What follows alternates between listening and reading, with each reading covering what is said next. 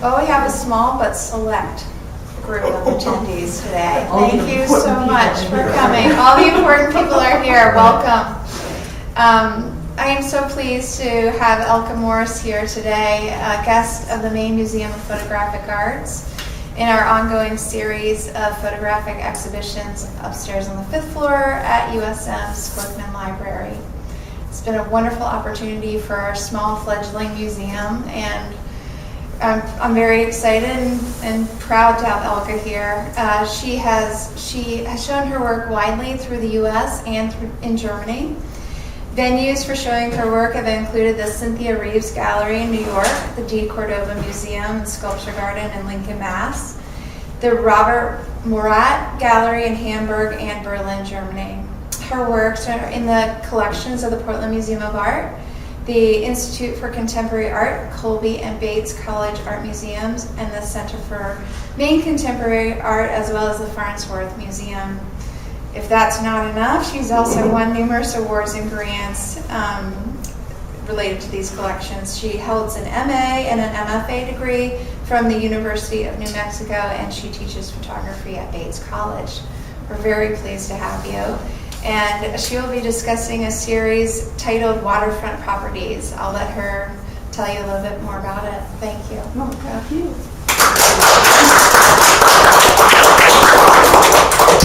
Oh, wow, that is a small group. Yeah, actually, maybe we could leave the light on Would you for like a one? moment. Yeah, very much, just a second. I really didn't know how many students were going to be here, so what I thought it doesn't look like there are too many, but I wanted to do this anyway. I wanted to show this because it's really interesting. In my class, when I do photography, when I teach photography 1, usually the first couple times that we meet, I do a show and tell. And I haul all kinds of old cameras into the classroom, view cameras, and all this stuff, and it leaves the students pretty cold, basically. They're polite and, oh yeah, great. Then I pull out this camera, and then they all get excited because this is like an old digital camera from 1999. And then I'll just sort of do something like this. I cannot get this floppy disk, and oh my God, my father has been and just all of a sudden, and it never fails. It has been going on this way for a couple of years. So they're all just absolutely thrilled. 1999, so I'm like, whoa. So I just didn't know. I thought there were maybe some students that I just wanted to share that. It's like, yeah, you guys all remember this. What's that? I don't have one though. You don't have one of those? I missed that. I know, I never saw that either. Wow, okay. Well, actually, this was also a really great camera for school because it was because you could take your pictures and it's on this floppy disk, and then the student could just take it and they could take their time trying to figure out how to upload it onto the computer rather than holding up the whole camera and while they were working it out. So in that sense, it really worked well with this little disk. And the other thing was that actually some of my early work. What if I put my glasses on here? Maybe I can see this. So some of these early images that I did were taken with this camera. So these are from 1999, 2000. And so these were sort of early digital images taken with a Sony camera, and it was walking through Lewiston. I've lived here in Maine now since 1993, and I have photographed, or I've tried to photograph in Lewiston at various times, and I was never really happy with the work until I came to use this camera and work in color, and somehow or another it started to come together, for me at least, that I could appreciate these images and I could see where there might be a possibility to do something with them. And so these are all pictures I would do going for walks, sort of in our neighborhood. I love to go for walks. In German, there is a word, they don't even have that in English, it's called Spaziergang, which is sort of like walking around, And I remember my husband, 20 years ago, so this concept of a Spaziergang, he just didn't get it. It's like you go from there and you have to have a target place. I mean, you either go to a monument or you go to the top of the mountain, or it has to be an organized trail. But just to sort of walk around was not in his concept, so which is interesting. But in Germany you do that, and so there's even a word for that, and it's called Spaziergang. So I would do a lot of those, just sort of walking through the neighborhood and taking pictures of residential homes. And I decided these are the images I wanted to show in conjunction with the ones that are in the exhibition, because they kind of make sense. I've always been interested in photographing houses, and for the most part residential houses, and that sort of has been something that I've been doing for a couple decades, while I'm also maybe doing some other work, but that has been sort of a continuing theme. And so the focus here is not depth of field. This is done in Photoshop, just blurring part of the image. So also in my earlier work, before this, like a lot of the black and white work that was done in analog and film photography, I've liked to work with the out of focus quality and often use a very shallow depth of field, because I always appreciated that soft out of focus quality you can get, and that very suggestive feel that can bring out. So then also here with these images, in the end I ended up blurring a lot of the information.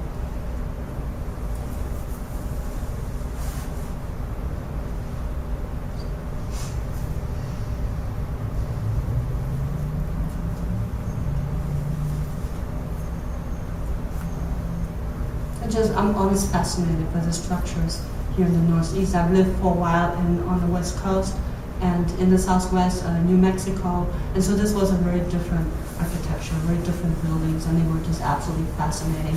Then I went downtown, Lewiston, and again, I had tried that before with black and white photography, and the images I did, they just didn't work. They sort of fed into the stereotypes of how you would possibly photograph a place like that. So I just couldn't go there, and I just didn't. I just love these types of photographs that I was then able to do, like around 2000, 2003, in that range. So these were still all done with this camera, or a camera similar to that, which has a really low resolution. I mean, it's they hadn't even invented the term megapixel yet, so it's less than 1 megapixel, which means if you make a print of these and you try to get like an image that has a realistic quality, like photorealistic quality, which seems to be like 300 ppi, it was like this large. So it kind of was very limited in terms of what one could do with this. But it was really nice because it was like taking notes, basically. And so I did these images, and then later I would go back, a couple of years later, I would actually go back and shoot these with a 4x5 camera to get like a large negative, and then scan that in to be able to do larger pictures. But these are just still the early ones, and again, I'm just absolutely thrilled by these structures. And it also was surprising how quickly these buildings change. I mean, you have to be fast. I mean, a lot of these burned down, the color changed, they got repainted, or they got just torn down. And like this building, that's the same with this. I never got to photograph it with a 4x5 camera because it got torn down in the meanwhile. And I love this particular structure. I mean, they're just so, this being like this tenement building, I mean, they're just so narrow and just so boxy, and just a fascinating building. Okay, can you deal with questions while we're Of course. Yeah, I should have said that. This was supposed to be a very informal situation. Yeah, please ask. Do you see these as portraits? I was just thinking about them in that way. Did that occur to you? Portraits, in quotes, in the sense of, they're telling us something about the occupants.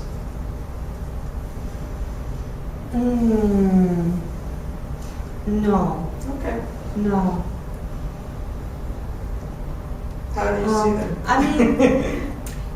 mean, in terms of the occupants, I think I did want to say something about the living conditions. In a way, to be really honest, I could not believe that these places exist in the United States. When I came to Lewiston and you went downtown, I was just really, really surprised. I mean, I had seen rundown neighborhoods on the West Coast, also in New Mexico, but just, in the United States, and these were not supposed to be the real famous bad areas. And still, so it was really sad to me to have to see that. And then to try to photograph it with people, maybe in front of the houses again, that to me, or even, it just, and that's what I tried to do earlier with the black and white work. And it didn't seem right. It just seemed like I would kind of feed some cliches that people had about these neighborhoods, and I didn't want to do that. But they seem very upbeat. They Right. seem sad. It's almost, you almost make them like candy-like, like happy. Right. And But they have personality. Right. But I think maybe, that's at least sort of my intention, or just by doing it that way, that it allows the viewer possibly to look at it from a different perspective. And because obviously you might be drawn in by the color and the lighting, and they look very pleasant, but then maybe one actually looks at it and say, well, so there's that difference between the subject matter and how it's being portrayed. That's the only way I could do that. I don't know, I wouldn't want to photograph it in any other way. Then I probably wouldn't do it at all. Is that? Yes, just, I don't want Yeah. to take this to a place where you don't want to talk about, but I didn't mean the occupants, like somebody coming outdoors. I meant, literally, I was just sort of thinking of the house itself as a portrait of the person who lives in it. Which gets into what you're saying, because it is, what we call a working class neighborhood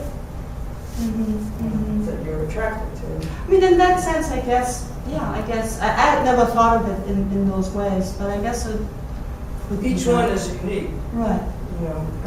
The way you're framing it and dealing with it, to me, says you're really looking at that particular building. I guess it's that particularity that I think is really interesting. Okay. I guess I would ask a question, sort of a follow-up. Is it the aesthetic appeal of the geometry of the buildings that was primary interest versus some social commentary? Both. Both, okay. Both. Like for example, I look at a building like this, which looks, I think, fascinating in terms of you have a 3-story building and it's just really narrow. Right. It's kind of weird, nothing around it. It's very weird. But then of course it has that economic aspect to it also. In terms of people are living here, that's a home, that's a residence, and so I think there is a commentary there. At least I like to believe that.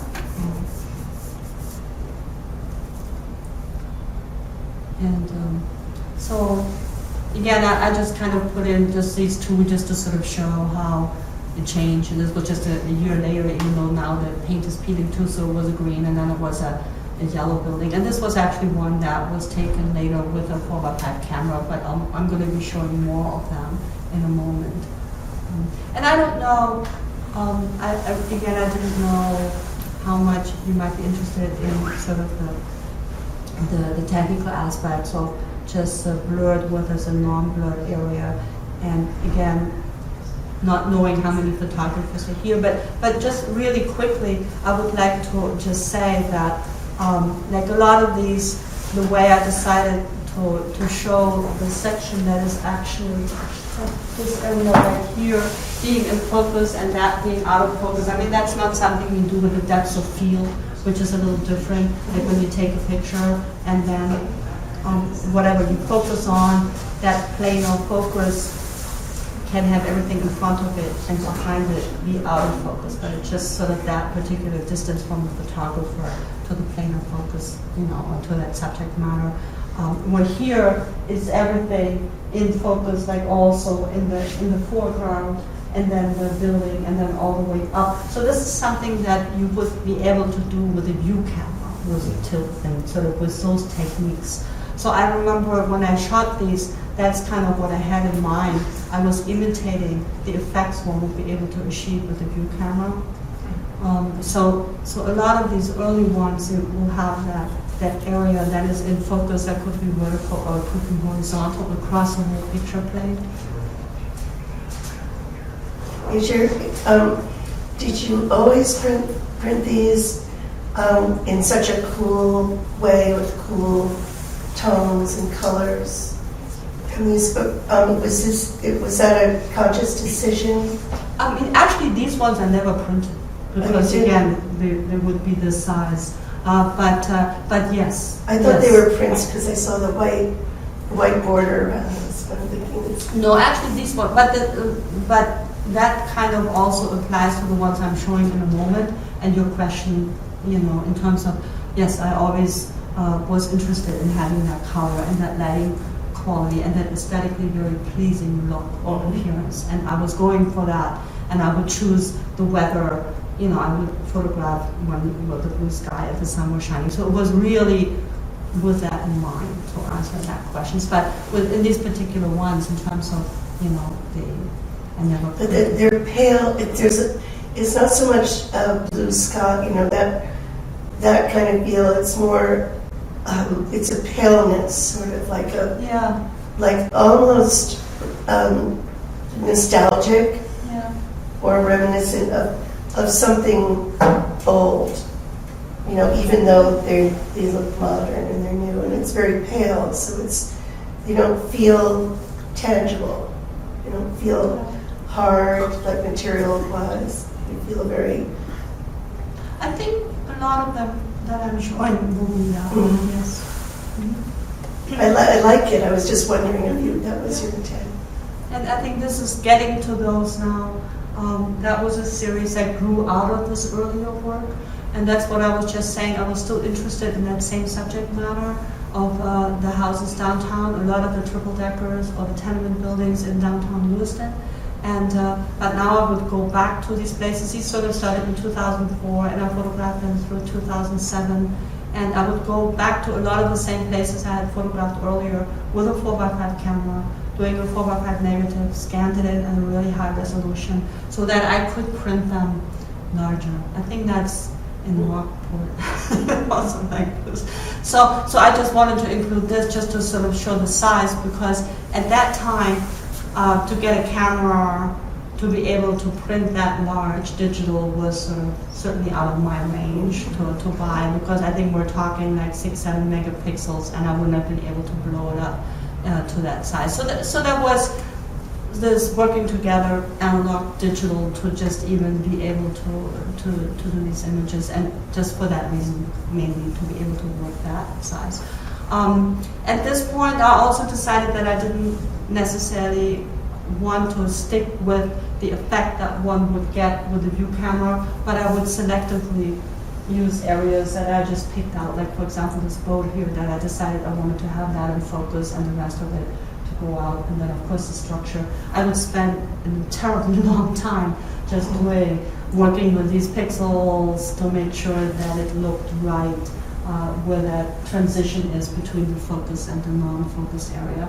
And things are so much easier now, but back then it was it really took a long time. So then it became also interesting to learn a little bit about the history of the triple deckers. People talked to me about that. One person was interested, he was writing a book about it. So that was fascinating to just sort of find out about this type of house that is very prominent here in the Northeast, in Lewiston, and also in some other areas in Massachusetts, etc. So again, I was just photographing this, and this series was called Domicile. And this is the one here, the same thing. I've shown this before a moment ago, but I think there's obviously just selecting these rocks in the foreground.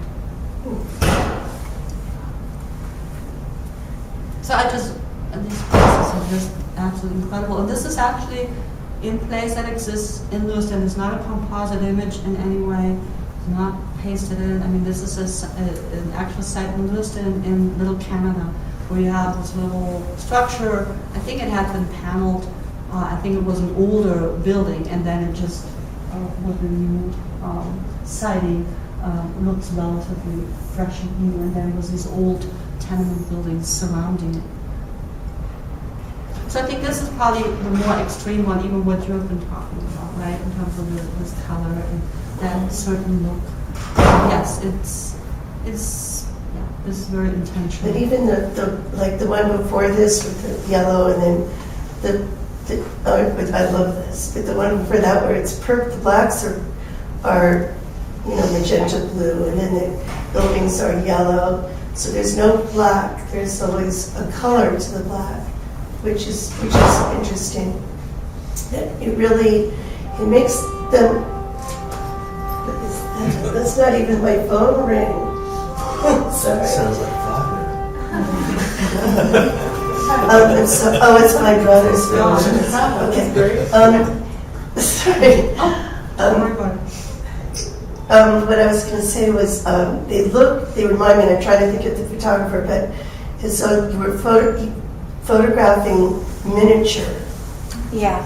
You That's know? how they look. They look like miniatures. They look like miniatures and toys. Yeah. That's what happens the moment you do this thing with the focus. But I love You that. can't just It's about great. take any pictures. It's also an easy thing to do to get a certain effect. I think my opinion is to really make it work, you still have to make good decisions on how you do it, But it happens. The moment you start doing that type of focus, or throwing it in an autofocus in that way, it really gives that. It sort of miniature it feel. animates them too. It makes them like toy-like. Yeah, like Yeah, upbeat. sure. Yeah. in the colors. Yeah, no. So again, just a whole bunch of pictures of Lewiston here, and I probably will continue photographing Lewiston for a long time. Also, I've done it in different seasons. I try to work with people, and like earlier what came up, the idea of actually having the people who inhabit the homes and pose in front of the houses sort of came to mind, but I just didn't really want to do it. So I just played with this idea of using people that I knew. These are actually friends of my son, and I would photograph them on my back porch and then sort of paste them into these scenes here. Like here's a photograph of him and my son. So it's just kind of trying to work with that and seeing if I actually wanted to introduce people in it. So I did this little series in terms of, it was also interesting technically to be able to work that out. A lot of these were 2006, 2007, so still in terms of Photoshop and where it was at, I had to work with selections, and it was really hard, and I wasn't that good at it. So to solve some of the problems, I had them wear all hoodies.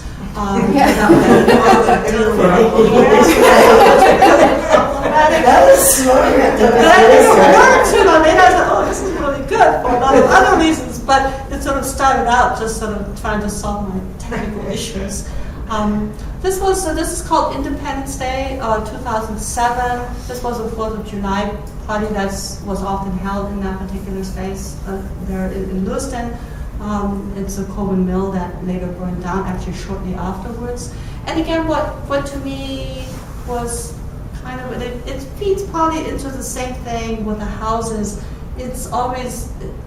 I think it's always extremely depressing to go to 4th of July parties, especially in that area. The whole environment, it just, dilapidated and here people are celebrating the birthday of this nation, and it just. So I wanted to take this picture. So I went across the street with my 4x5 camera. I made 2 negatives, and I spent I think 2 weeks to put them together. Again, this was before photo merge. Now Photoshop does it for you in 30 seconds or less. But back then it was just, I spent a very long time to put these 2 images together. And again, this is just a detail from that shot. So also working with that selective focus. So that was Independence Day. And like I said, I'll just keep photographing in Lewiston. So these are obviously done during a different season. I still appreciate that type of lighting quality, which has a cheerful, maybe might be the right word, feel to it. This scene, the cathedral, of course, is incredible in Lewiston, and to photograph it and in the context maybe of other houses. I mean, this one here is probably my favorite from that whole series, and I can't help it. Those are the associations I bring to it. To me, it looks like, it feels like a picture from Victor Hugo's Hunchback of Notre Dame or something. Just like, this is not the 21st century. It's amazing. I just really like these spaces and to photograph them. And again, this is here also, just this building in front of the cathedral.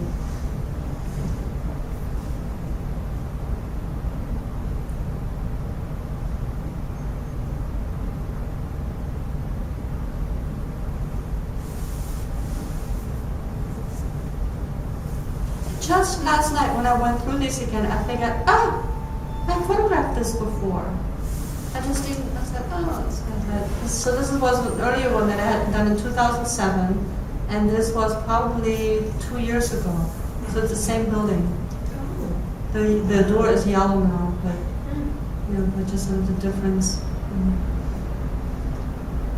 Okay, so these are, so besides Lewiston, of course I've also photographed in other areas, and I decided for this talk, also leading to the water property series that's on the exhibition, I would show 2 bodies of work done in Germany and then also in California. And so again in Germany a couple of years ago, I just went over there for 5 weeks, and during the spring, which I hadn't done for I think 20 years, and that's just sort of the teaching schedule. I almost go there every year, but always during the summer. And so it was kind of quite an experience to be able to go there during March and April. And so again, I just started out, I knew I wanted to work the whole 5 weeks, and I just went for walks through the neighborhoods, and it was just plain beautiful just to be there during that season. I was really lucky, the weather was great, which doesn't always happen, to be there in April and actually have sunshine, and so it was really gorgeous. And of course I ended up photographing houses again. This is like a neighborhood that is southeast of Hamburg, and it's very close to the Elbe River, so it's kind of in the flood zone of the Elbe River, right behind the dike, and it has all these beautiful old farmhouses.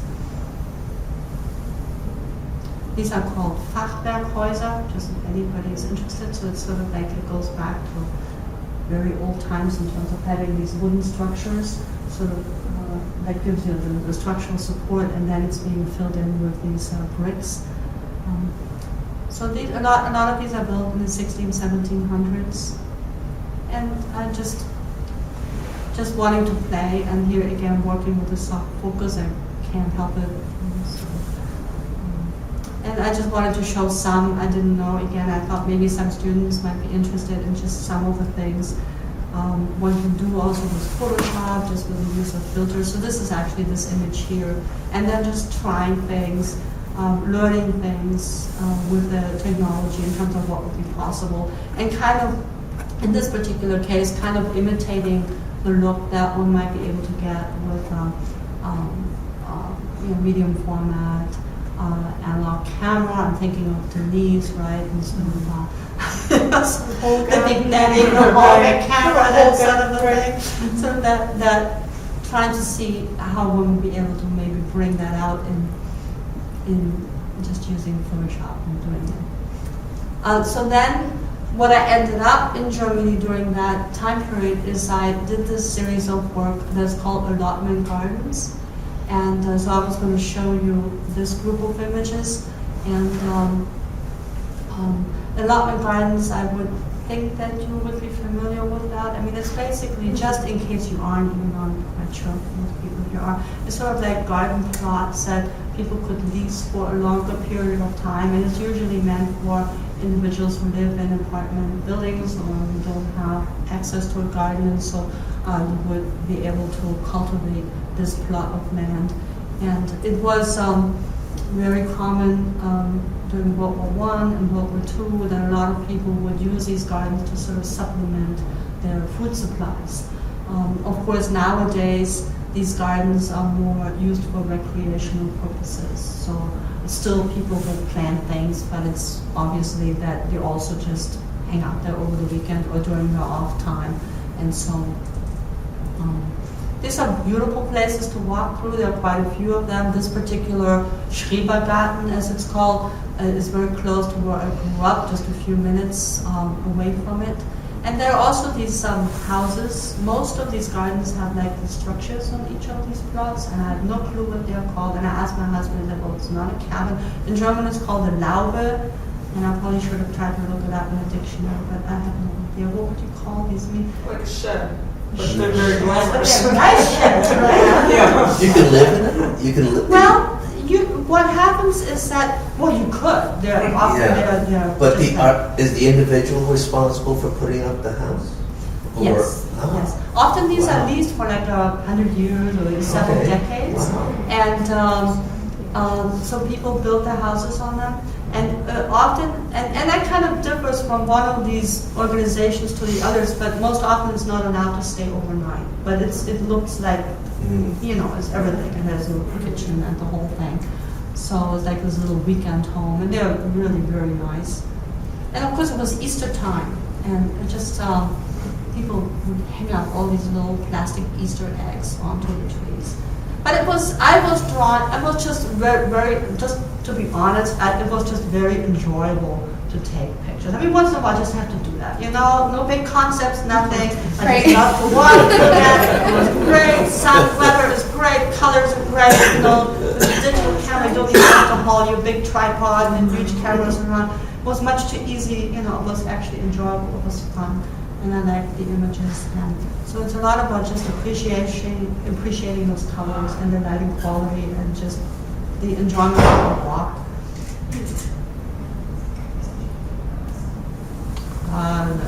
And it's interesting, because there's this industrial park right behind it, so often you just see the other houses and warehouses and stuff like that right next to it. And again, you know, I just like to take pictures of structures, residences, in this case, sheds. You know, so. Helga, have you shown this work?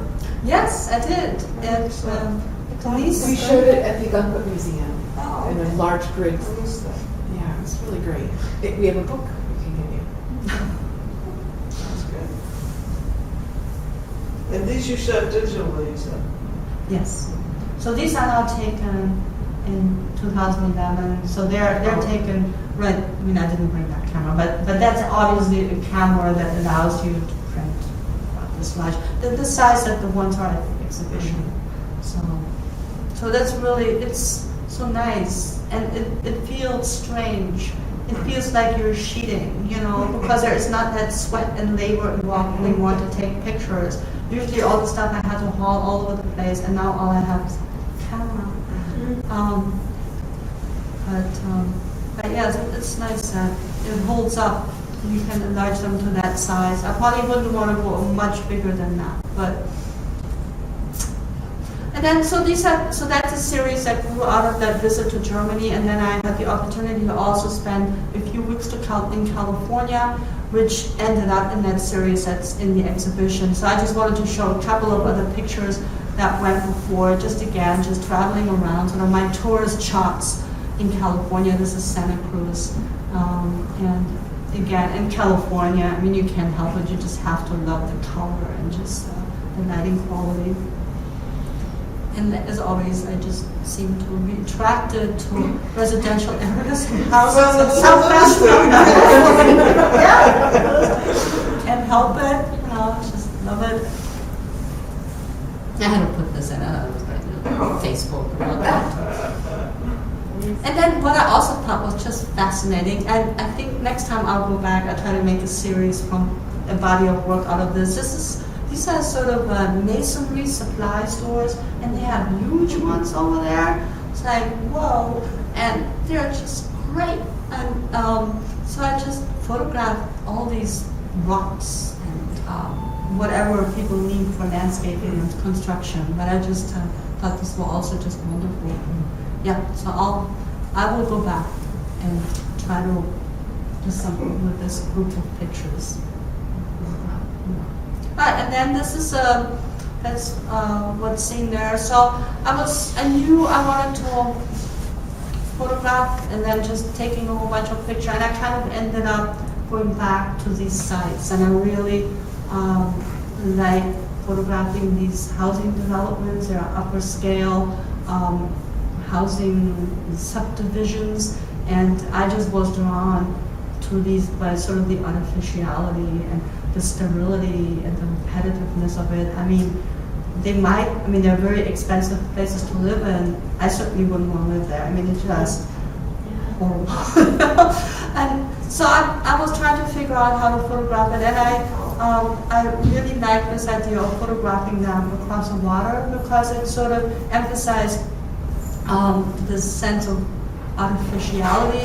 I mean, here you have this. A lot of these were taken south of Sacramento, so you're in this desert environment, and you have these artificial waterways, and which again doesn't really make a lot of sense, in terms of water resources and scarce water supplies. And so it made sense to me in that regard, but it also was just simply a good way to photograph these structures, to sort of have that empty space of the water and then being able to get these facades. And it was interesting when at the opening, and a couple of people asked me if I was on a boat or so to photograph them, that kind of surprised me, but no, I wasn't. So it was just always finding places to be able to photograph across the water. These are lakes or little canals, and I used Google Earth to do this.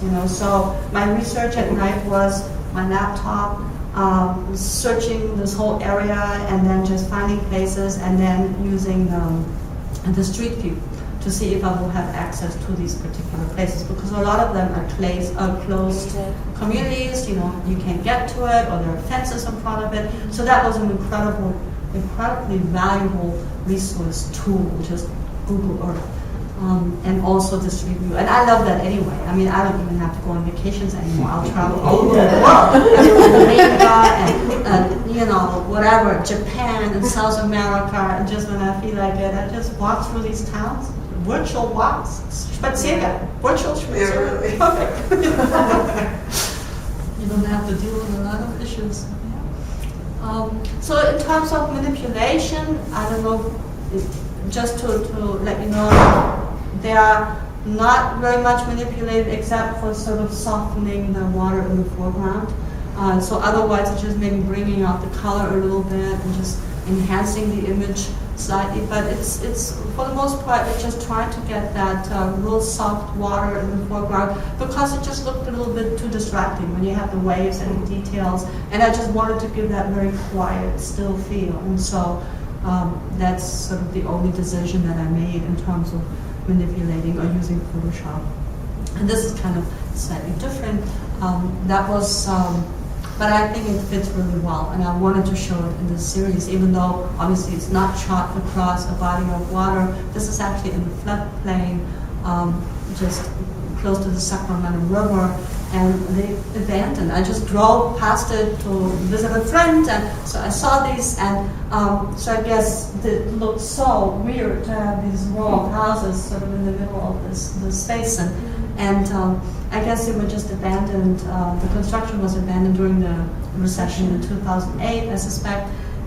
But also the way they are built here, they kind of relate to this idea of water and being in the floodplain and having the garages under the structures like that. And I've learned that in Sacramento often, because you can't go underground because of the water table is so high, so sometimes you just go maybe a meter underground, and then you have this kind of basement that's above ground, and then you have the living quarters above it. And so I would assume, I didn't talk to anybody, but I would assume this has to do with, being prepared for any sort of flooding situation. And so this was a really awkward space. Yeah, and this is pretty much it. So these are just all the images that are up in the show. Do you have any other questions? But that's all I've got.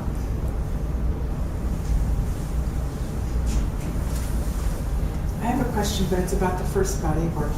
You talked about making really small images. This is the very first part of your talk. And have you shown that work, Elka? Are you, The very you small haven't even ones? printed it? No, You haven't even printed it? no. There's something about, there's something about the light in them. I'm sorry that I'm going back this way. Yeah, that's but I don't okay. know. That's okay. And I should have talked about it sooner. About just keep thinking about it.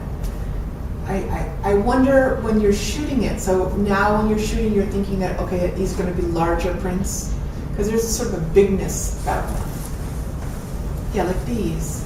So these have never been shown or printed. I Yet. can't. I mean, they're. They would, but they'd be small. So you wouldn't. Oh, I see. So Just what I'm trying. print them That's what. small. I'm- Well, that's yeah, what I'm I've thinking about. printed them small Yeah, for yeah. myself, but I haven't shown them. Yeah, yeah. You know, so. Yeah, I think I just wonder about it because like we get to walk up to these big beautiful images upstairs, and three of us could stand in front of one image and sort of Yeah. feel like where like there's something about the smallness that might be really great, or I would be excited Or about. for a book. Yeah, Yeah. for those types of purposes, you Yeah. know. Yeah. I don't know. I mean, I agree with you. There is something to be said, of course, obviously. For that size. Small, and Yeah. in terms of how you view it and how you approach it, it's so different, that intimacy that you get from that. And also, it's sort of like you talk about like, walking through the neighborhood. Yeah. It's sort of like your individual sort of like how you're viewing it. And I thought, wow, if I got to see it kind of like the way you saw it, that might be neat. Well, keep me in mind. Yeah, I will. Yeah.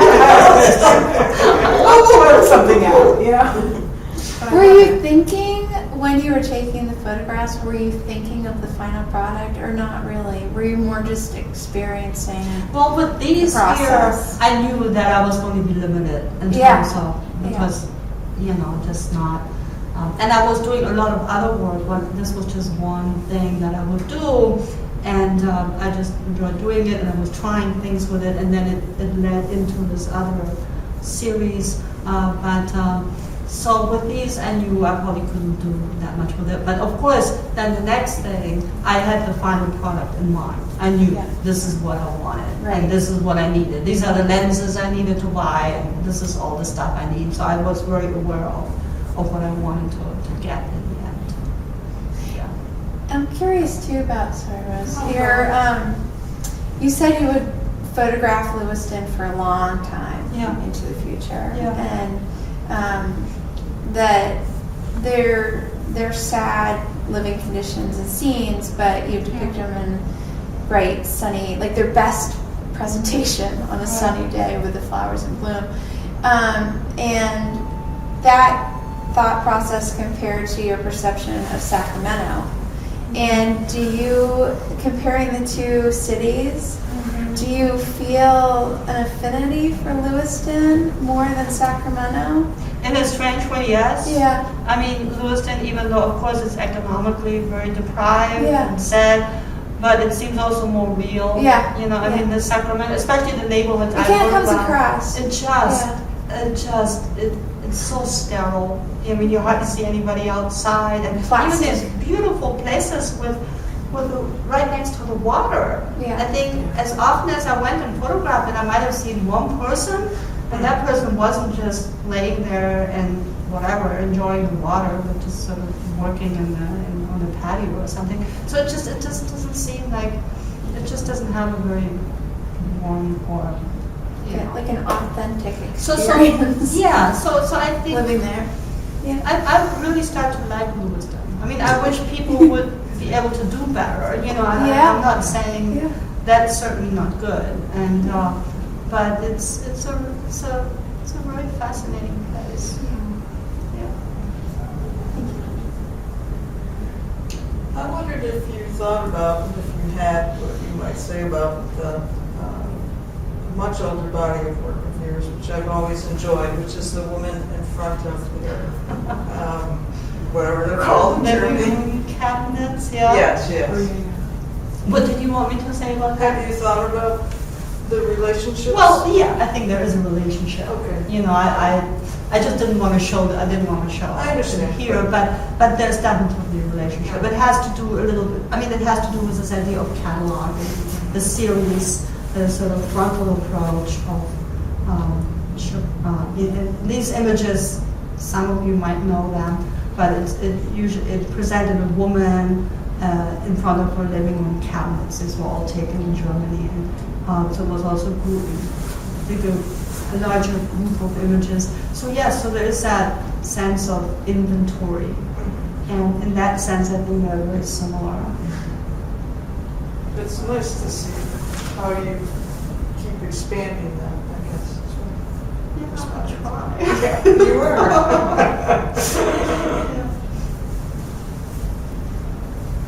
Yeah. The types of buildings that you have photographed in Lewiston,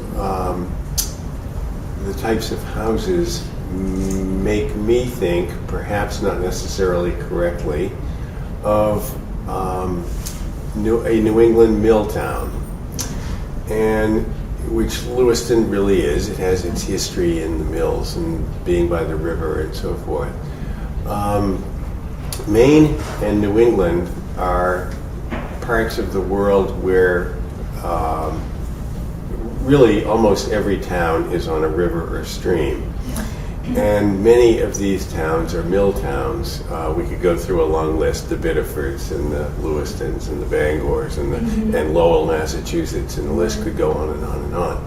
My question is, if you were to visit some of these other mill towns and so forth, do you think you would get a similar feeling from the types of buildings that you would see there, or that architecture? I mean, would it be common throughout this part of the world? I haven't really gone looking for this sort of thing.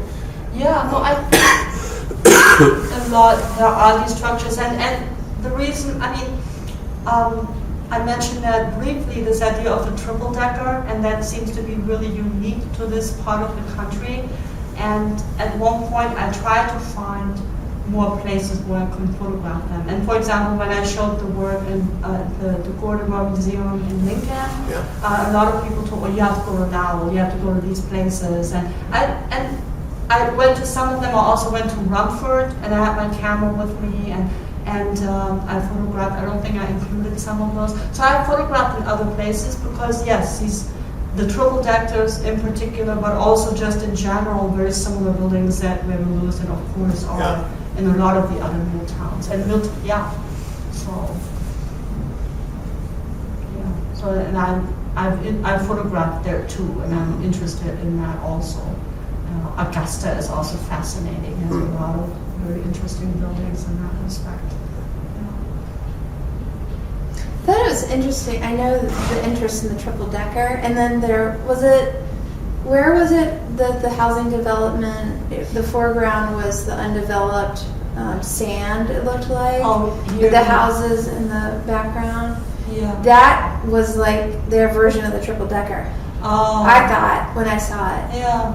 It's interesting. That. It's like these about that, tall but rectangular yeah, boxes that I can see I'm that. thinking like little square kids playing with Legos and stacking them up, having that appeal.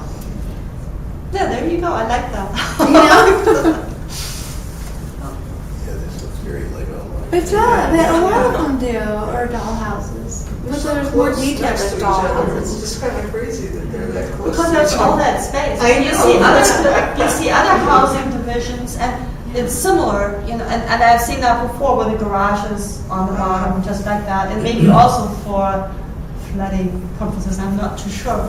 But there it makes sense because there's just no space. We're here, there's just so much space, but who knows, maybe that's the land they had.